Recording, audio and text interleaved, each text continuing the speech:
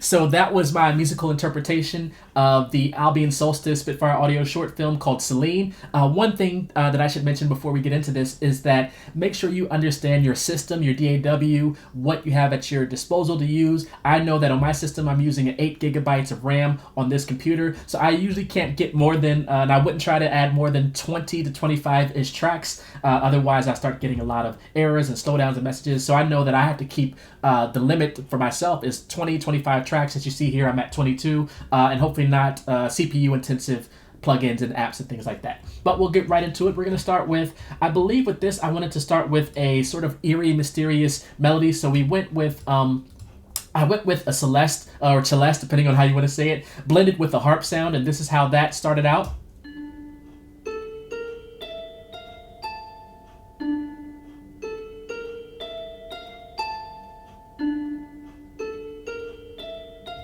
And then that last hit, I actually duplicated it. I probably could have automated this as well, but I wanted to, when the picture here, you see it in the small window, when that goes to blank, I wanted to have just a little effect there to sort of have the pause with the blank space. So I took the last hit of the Celeste, and added a shimmer reverb. You can use anything that you want to just have a long reverb. I used the Fred Anton Corvest Altezza reverb for this, and also for the harp and the Celeste blended. For the harp sound, I used the Spitfire Audio harp sound here, and for the Celeste, I used the BBC Symphony Orchestra harp and celeste, and I selected the celeste option down here.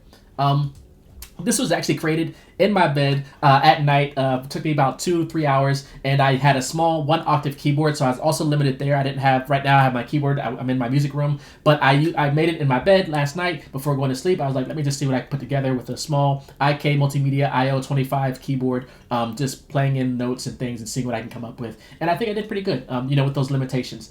So here is that reverb when that blank spot hits the FAC Altezza.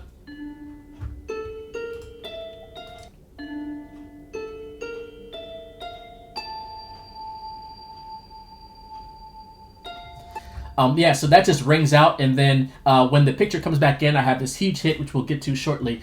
So after the celeste and harp, I have, at the beginning, I have some cymbals going on throughout the whole song, really. But at the beginning, I have just little random hits.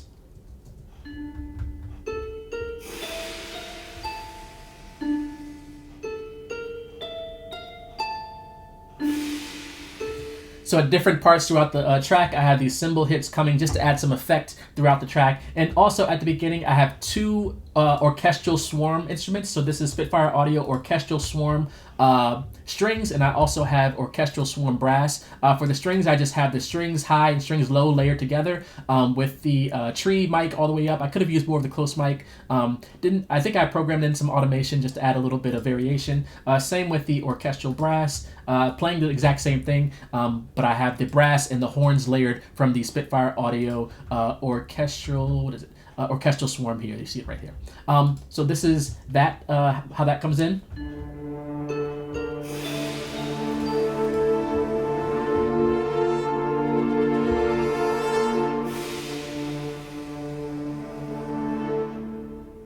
So very heroic-like, almost just building up to something. Back to the cymbal hits. I'm using the Spitfire Audio Cinematic Percussion, tams and gongs on the percussion setting there for those cymbal hits. So the horns, we have the harp, the celeste, the horns. Next is when things come in. So we'll start with the hit. I have this ProjectSam Pandora Burst. ProjectSam has a free orchestra out that you can use in your productions. It's called the Free Orchestra. It has a bunch of different sounds. For this particular sound, I really like these hits. Sorry if I blew your ears away, but I needed that impact for when the image came back in. So I actually have that sound playing throughout the track, as you can see here. So this is after the sort of celeste break into that sort of hit, that big hit.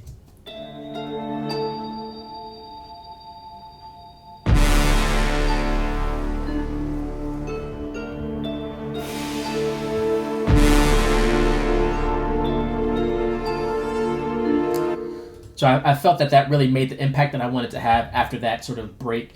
You just come in strong. So when that break comes in, we also have a lot of other sounds coming in at the same time. We'll start with the epic strings from Spitfire Audio Original Series. I have a little short string coming in layered with intimate strings. So I have epic strings layered with intimate strings, both short articulation, and it's playing just a little ostinato type rhythm.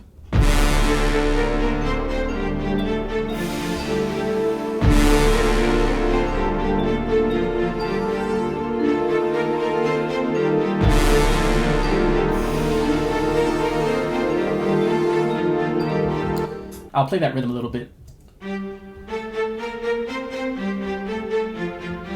That's really how I felt when I was like making it. I was like, I want to have some rhythm in there a little bit, not just holding chords and keys down.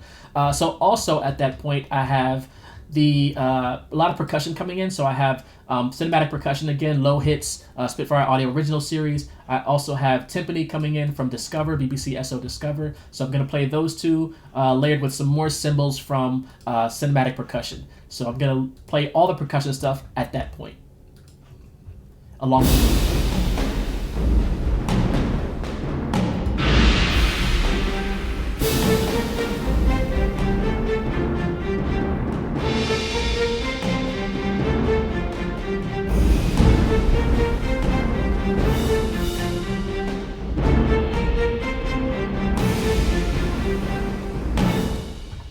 And then there was a scene where you see the lady, I don't know the character name, sorry, the lady's sort of voice, or you see her face, and I wanted to add like a choir under that part. So I took this ProjectSam again, Luminous choir, and I threw that delay on there that you saw at the beginning, or reverb, the FAC Altezza reverb, used the 7th Angel preset, took out all of the dry, and just had the wet setting in there. And this is that sound that you hear. And I also have that at the very end, or close to the end.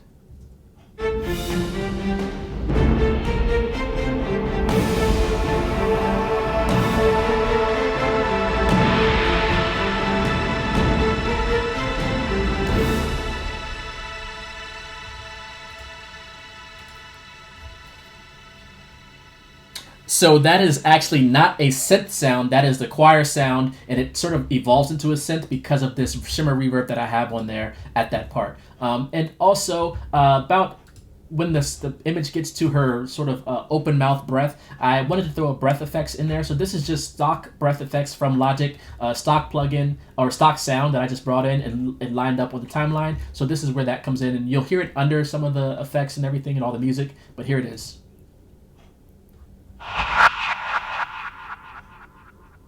So not really subtle, but it's the one time you hear it, it's really like a change in the atmosphere, like when you see her breath or you see her little mouth open. So I wanted to have that in there. That is almost everything. Next we have the more percussion I added. I wanted to have a steady rhythm about halfway through to the end. So I came to this Heavyocity Ensemble Drums by Heavyocity. Just played a couple of notes just to have a little rhythm going on. So I think I ended up playing like I don't know what notes I played, C, F, maybe B flat or D, F. But just finding notes that I wanted to play. So I started with one note, and then I just added as the track went on, and then at the end I sort of took it back a little bit. So here are what the drums are doing from Heavyocity.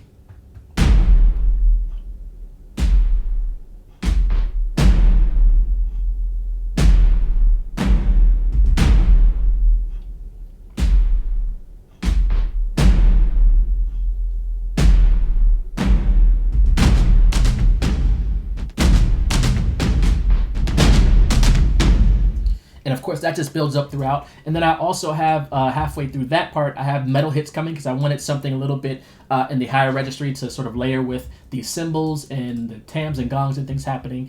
So I'm going to play all the percussion stuff at that point when the metal hits come in. We'll start, let's say, here.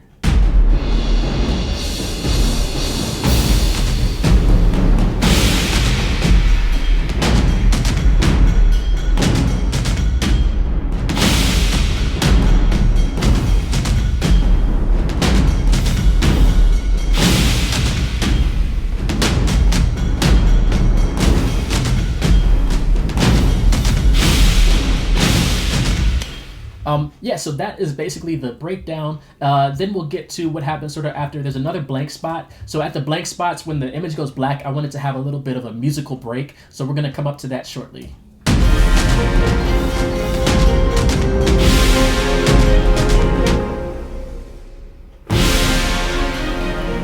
And so after the musical breaks, I wanted to bring those hits back in. So you hear that ProjectSam, the burst come in, you hear all the strings and the percussion coming back in at that point. So you see that little slit there. I took a break with all the music and cut that part out and brought it back in when the image comes back. And then we'll get to the end shortly.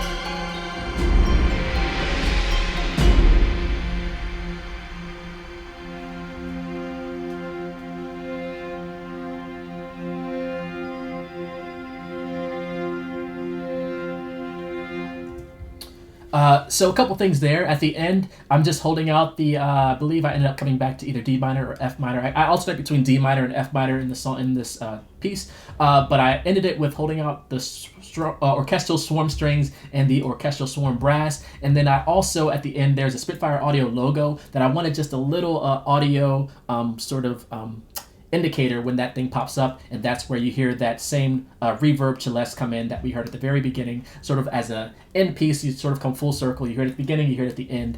So you hear that a little bit when the logo pops up, and I will play that shortly right here.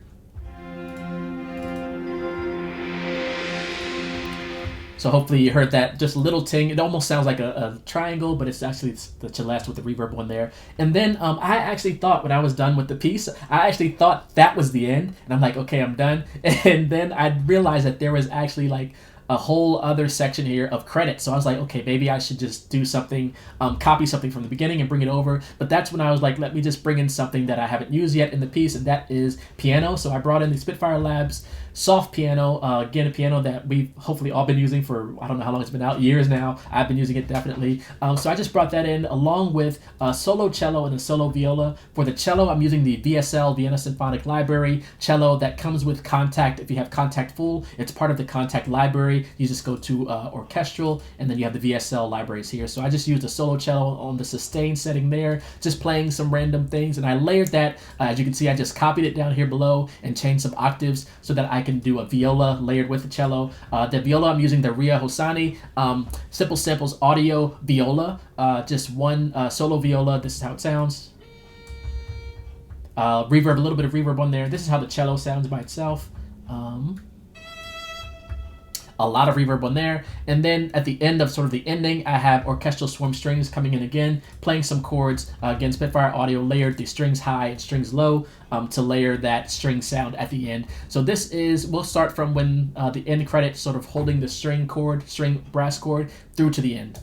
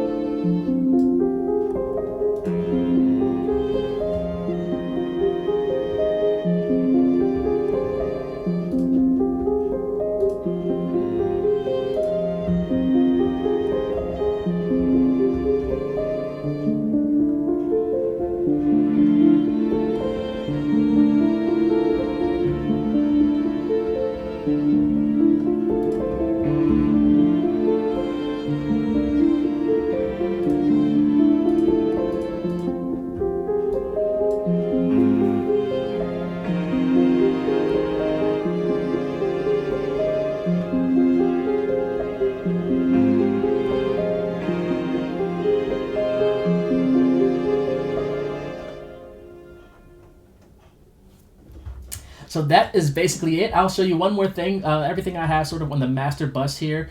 I have an EQ taking out a lot of the gain, but I have a little dip at, let's say, about 685 hertz, and then I just lowered all of the EQ down by 6 dB, going into some of my other processing here. I have a compressor doing some light compression. This is the stock Logic compressor. I also have that going into saturation. I usually use J37 by Waves, but I don't have the updated version, so it doesn't work on the new system that I have, the M1 system. But I have other tape plugins that I often go through, sometimes Tape Cassette by Calum Audio. For this particular case, I just used the good old-fashioned saturation knob by Softtube, just a little bit of saturation there. Going into Manny American Tone Shaper from Waves, just using the stereo bus preset here with these settings. I haven't tweaked anything on there, just use that basic stereo bus preset. And then going into Ozone 9, just some final limiting, mastering, maximizing, EQing on the master, and then keeping some of the peaks down below 1 decibel. So that is basically it. I will link to the final video in one of the cards in the corner. Thank you to Spitfire Audio. Thank you to everyone over there for sharing this film. For Albion Solstice, definitely check out Albion Solstice. I will include links in the description for how you can check out the original film with the original music and the original credits, and also how you can check out Albion Solstice if you're interested. This has been Marcus dafingaz Manderson with another video. Thank you all for checking it out. Be safe and be well, everyone. All right, peace.